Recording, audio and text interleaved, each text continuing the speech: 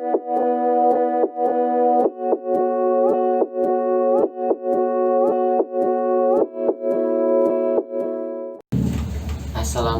warahmatullahi wabarakatuh.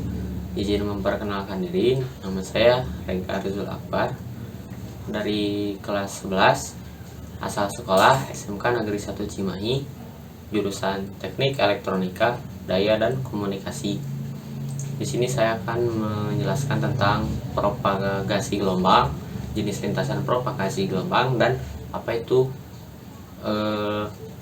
gelombang langit atau gelombang yang melalui ionosfer.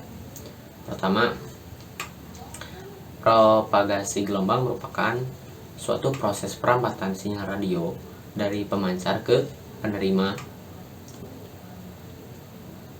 Untuk memancarkan sinyalnya dengan non-kawat memerlukan antena untuk meradiasikan sinyal ke udara bebas dan berbentuk gelombang elektromagnetik. Si gelombang elektromagnetiknya selama ada di udara bebasnya itu mengalami redaman sepanjang lintasannya. Jadi si kekuatan sinyal elektromagnetiknya tidak sekuat lagi dari pemancarnya, dan setelah diterima antena penerimanya, sinyalnya itu sudah lemah. Lalu kedua, jenis lintasan ada 4, yaitu pertama lintasan melalui tanah atau disebut dengan gelombang tanah, kedua gelombang langit yaitu ionosfer, yang ketiga juga gelombang langit yaitu gelombang troposfer, lalu yang keempat gelombang secara langsung atau disebut juga line of sight.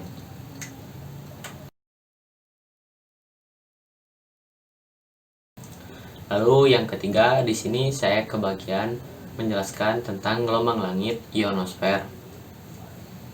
Gelombang ionosfer terbagi menjadi 3 lapisan.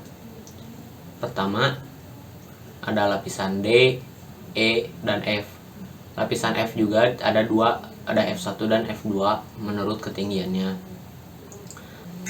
Lapisan D ini lapisan yang jauh, terletak sangat jauh dari matahari, maka kadar ionisasinya rendah dan hanya bisa meredam frekuensi yang rendah, sedangkan frekuensi yang tinggi dilewatkan namun mampu diredam oleh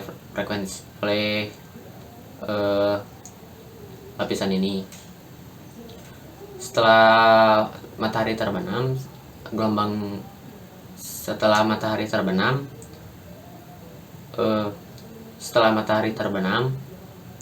lapisan ini menghilang dan ion-ionnya itu kembali menjadi molekul-molekul.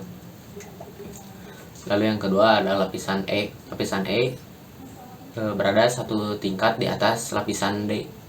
Lapisan E itu ketinggiannya sekitar ada di ketinggian 90 sampai 150 km.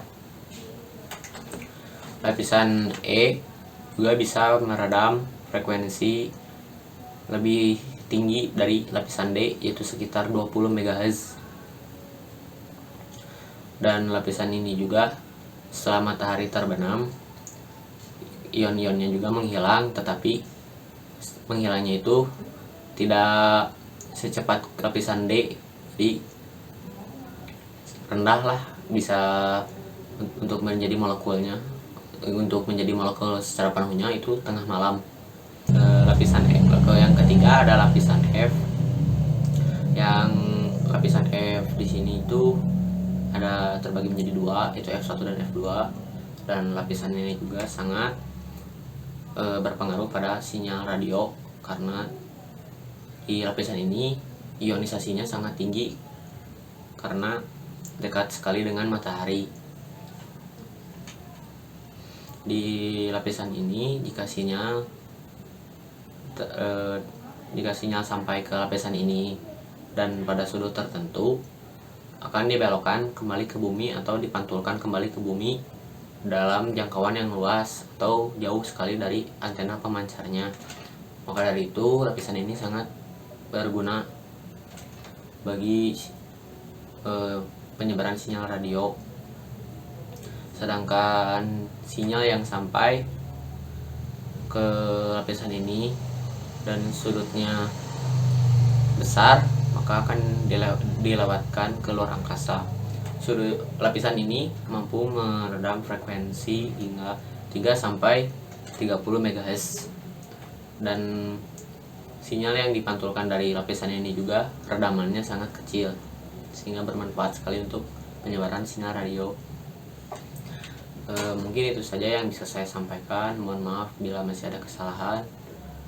Wabillahi taufiq wal hidayah. Assalamualaikum warahmatullahi wabarakatuh.